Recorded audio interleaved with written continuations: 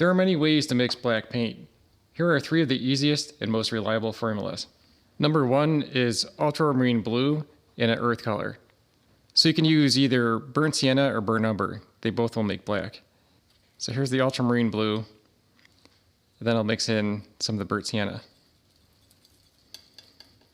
And you have to get the ratio right. So this right here looks like it has a little bit too much brown in there. It's pretty close though to being black. I think it needs a little blue to make it less warm. And that's the thing about mixing your own black, is that you can leave it either cool or warm depending on what you want. You can tell if it's neutral or not by spreading it out thin, and sometimes you can see that there's a bias to it. A more reliable way would be to add some white to it. So I'll just pick some of this up and add a little bit of white to it. That looks pretty neutral to me, so there's the first formula. It works exactly the same way with the burnt umber, and I'll demonstrate that real quick. Burnt umber might be a little bit faster because it's already fairly dark. It does look like it's neutral. It might be a little bit on the blue side, but I'll add some white to it just to make sure. So there's the black. It looks fairly dark. And then I'll just add some white to it. So here are the 2 different blacks that I made from burnt sienna and burnt umber. And these are the grays that they made. Quinacridone red and Phthalo green yellow shade. There are 2 different versions of Phthalo green. There's blue shade and yellow shade. Yellow shade works best for this. It creates a more neutral black. This is actually the formula that Gamblin uses for their chromatic black. You start with the Quinacridone red, and then you mix some of the Phthalo green into it.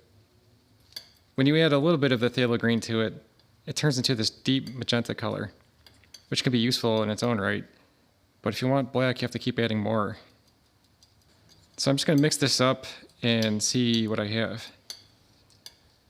When you spread paint thick like this, that's the mass tone, and that looks like black. If I spread this out, it's not too bad. It might be a little bit on the magenta side. I could just add a tiny bit of the green and see what that does. I think that might help. The reason why these formulas are easy is because there's just 2 colors in there. In other words, you only adjust 2 ratios. It's not like there's 3 colors or 4 colors in here. So there's the black and the gray made from the mixture of Quinacridone red and Phthalo green. Phthalo blue and benzimidazolone burnt orange. This is one of my favorite formulas for mixing black. Start with the Phthalo blue, which is extremely potent, and then add some of the burnt orange. That will make the Phthalo blue a little bit darker, and then as you add more, it turns into black. So it helps to remove all the streaks by mixing it together thoroughly. You really can't judge it until it's combined. So this looks a little bit warm to me. You could leave it that way, but if you want something more neutral, you can add more of the blue. And I think that's starting to look more like a neutral black. Here it is with white added to it. I think that's pretty neutral. People sometimes ask, why would you mix your own black or gray when you could just buy a tube of something like carbon black? There's a couple of reasons for that. One is that the grays and blacks will have more life to them. Some will be warm, some will be cool. Whereas when you use a tube of carbon black, it's all pretty much the same neutral gray. Another benefit is that you get more familiar with color theory and color mixing when you mix your own colors. If you're looking for convenience, you can mix a large batch of the black when you start your painting. That way you don't have to stop in the middle of the painting to mix more. And it doesn't really take that long, as you can see from the demos within this video. Of the 3 formulas, I would recommend the burnt sienna with the ultramarine blue.